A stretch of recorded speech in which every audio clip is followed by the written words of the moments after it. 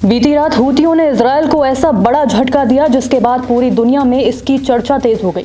Yemen की धरती से ऐसी तस्वीरें सामने आई जिन्होंने इजरायल की सैन्य प्रतिष्ठा पर गहरा सवाल खड़ा कर दिया। हूती विद्रोहियों का दावा है कि दर्जनों इजरायली जेट यमन के आसमान में दाखिल तो हो गए, लेकिन उनके एयर डिफेंस की सटीकता और तैयारियों ने उन्हें बैरन लौटने पर मजबूर कर दिया। हूती प्रवक्ता याह्या सारी ने साफ किया कि हमारी वायु रक्षा प्रणाली इस समय इजरायली विमानों का सामना कर रही है जो हमारे देश के खिलाफ आक्रमण कर रहे हैं। हमारी वायु रक्षा ने इजरायली विमानों के बीच भ्रम पैदा कर दिया, जिससे कई लड़ाकू दस्ते तो अपने लक्ष्य ठिकानों तक पहुंच भी नहीं पाए और उन्हें बीच रास्ते से ही लौटना पड़ा। इन दावों के बाद इजरायल का दुनिया भर में मजाक बन गया। हूती मीडिया में प्रसारित किए गए वीडियो फुटेज ये दिखाते हैं कि जैसे ही यमनी वायु रक्षा प्रणाली सक्रिय हुई, इजरायली लड़ाकू विमानों पर जबरदस्त दबाव बढ़ गया।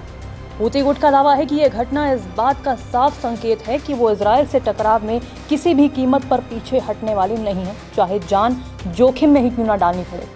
वह इजरायल की ओर से जारी बयान बिल्कुल अलग तस्वीर पेश करता है। IDF का कहना है कि उनका मकसद हूतियों के हथियार भंडार और सैन्य आपूर्ति नेटवर्क को ध्वस्त करना था। उन्होंने अपना बयान जारी कर कहा, होदैदा बंदरगाह का उपयोग हूती विद्रोही द्वारा ईरानी शासन द्वारा आपूर्ति किए गए हथियारों के हस्तांतरण के लिए किया जाता है ताकि इजरायल और उसके सहयोगियों के खिलाफ हमले किए जा सके। इससे पहले इजरायली सैन्य प्रवक्ता कर्नल अविचाय अद्राई ने शहर के निवासियों से शहर खाली करने की अपील की।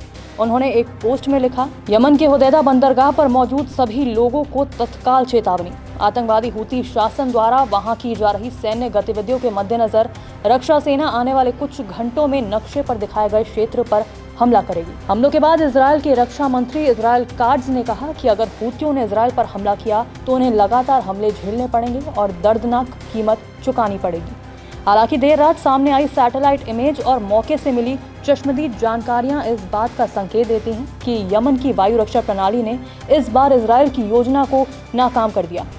कुछ हफ्ते पहले ही इजरायली सेना ने एक बड़े ऑपरेशन में हूती नेतृत्व को भारी झटका दिया था, जिसके बाद से हूतियों ने अपने जवाबी हमलों का पैमाना बढ़ाया और ड्रोन से लेकर बैलिस्टिक मिसाइल और हाइपरसोनिक मिसाइलें तक का इस्तेमाल शुरू कर दिया।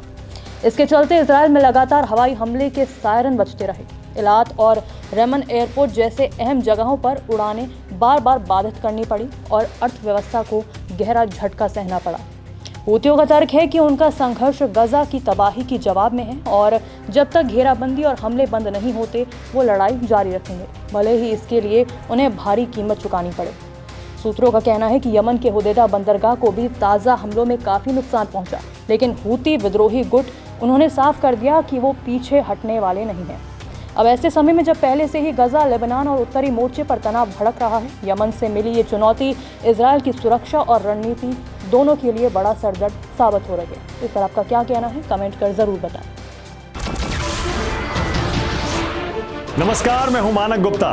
अगर आपको हमारा ये वीडियो पसंद आया हो तो इसे लाइक और शेयर जरूर करें और हाँ, हमें सब्सक्राइब और फॉलो करना ना भूलें ताकि आप देश और दुनिया की कोई खबर मिस ना करें।